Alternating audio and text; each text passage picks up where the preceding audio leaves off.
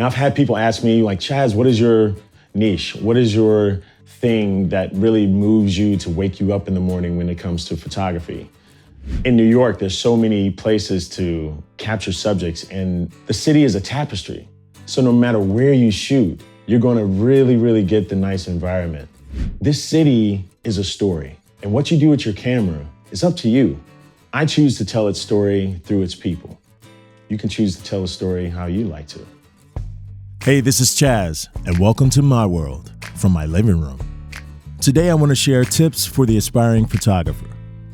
Understanding your camera, composing the perfect shot, discovering your niche, networking in photography, and turning your passion into a profession. So, sit back, relax, and welcome to my world from my living room. Hey, it's Chaz. Welcome to my living room. Today, I want to talk about photography. And I want to talk about photography in a place that I really hold dear to my heart, and that's street photography. Now, this is not totally about street photography. It's essentially about the way that I go about life with my camera. So as I'm leaving the house, as I'm preparing, just like a lot of people, you got to make sure you get your keys, your wallet, your phone, your essentials, right? For me, my essential is my camera. Now, my everyday walk around camera is my Leica Q. Now, I don't want to get into any, crazy technical jargon or anything like that, because I really would like to reach the soul of the craft for me. For me, it's very important to really understand my settings. When I go out, I want to make sure that I'm able to just pull my camera up and shoot in a moment's notice. Because I never know if I'm going to catch someone walking across the street in perfect stride with those beautiful crosswalk lines, or if I'm going to catch any given moment that the city has to offer. I want to make sure that my settings are exactly where they need to be, just so that I can focus on the creation versus the technical side. It's also very important I want to make sure that I'm composing the shot correctly. If I'm using a wide lens, for all intents and purposes, I want to make sure that I'm shooting with that in mind. Sometimes I have to get a little bit closer to subjects if I really want to capture the shot that I want to. Because if I'm using a camera that's 24 millimeters, which is a wider lens, I want to make sure that I'm capturing a scene or thinking about capturing someone in a scene with the environment around them. So that's my personal technique, and that's the way that I choose to capture. In New York, there's so many places to capture subjects, and the city is a tapestry. So no matter where you shoot, you're going to really get the nice environment. But sometimes, if I don't feel like being that engaging with people, if I don't want to be all up in their face because I have a wide lens, so I want to capture someone's face, I got to get a little bit closer. If I don't feel like engaging too much, I'll use a longer focal length. My weapon of choice is an 85. Now, when I'm using my 85 millimeter lens, I use that with my Sony A7 series, because I have a couple of different bodies.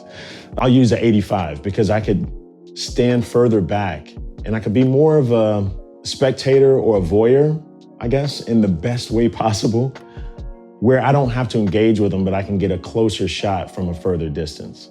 And I can also get a little bit of blur in the background so that I can isolate the subject. Some of my favorite places to shoot in the city are Williamsburg, Soho, anywhere in Brooklyn, because I love the fact that they're heavily populated places. Now, I've had people ask me like, Chaz, what is your niche? What is your thing that really moves you to wake you up in the morning when it comes to photography? Now, anything related to people, I love, because their actions are so unpredictable at times. And it's like, when you capture someone being their best, it's magic. You can capture that smile that's just right. You can capture that bite just right. You can capture a stride across the street just right. You can capture so many things in this city, and you can almost never miss because it's a layup. Everything is at your disposal. When it comes to photography professionally, I love involving people in my shots because I believe when you capture people, they affect people. One of my mentors years ago, he taught me the fact that a message prepared in the heart reaches hearts. A message prepared in the mind reaches minds. and a message prepared in a life reaches lives. I use that in my photography because I know that if I evoke the right emotion in a shot, I want to tell a story with that one single shot. And if that shot doesn't move me, I know that it's possibly not going to move anyone else. So I do my best to try to, capture people in their best moments so that other people can enjoy and maybe be inspired by that moment. Another thing I enjoy doing as a street photographer here in New York is I enjoy having my camera and my phone because sometimes there are interactions that are just priceless that a photo can't capture. Some of my favorite photographers in the city that are really moving the needle as it relates to telling the story of New York and the people in it are people like my friends Johnny, that has the page Watching New York, and my good friend Lucas that I've just gotten to know, and we've been hanging out. He has that beautiful page called Beautiful Souls in NYC. I also enjoy the work of Ethan Barber. He is telling the story of the city like nobody can. And to watch his ascension as one of the premier content creators for New York City has been amazing. So all that to say, this city is a story. And what you do with your camera is up to you. I choose to tell its story through its people. You can choose to tell a story how you like to. It's one thing to be able to create content for the sake of social media and things of that nature, but it's also great for that to be parlayed into something that helps pay your bills. For me, that was a difficult situation at first because I started on a cell phone. And when I did that, people were encouraging me to get a real camera because they saw value in what I did and thought that I could make money from it. So I bought my first camera, which was a Sony, and I didn't look back. Obviously, I upgraded as needed. I know that sometimes we can get a bit caught up in the latest and greatest, but I want to shoot from the heart because I want the gear to take care of itself. Maybe people are not your forte.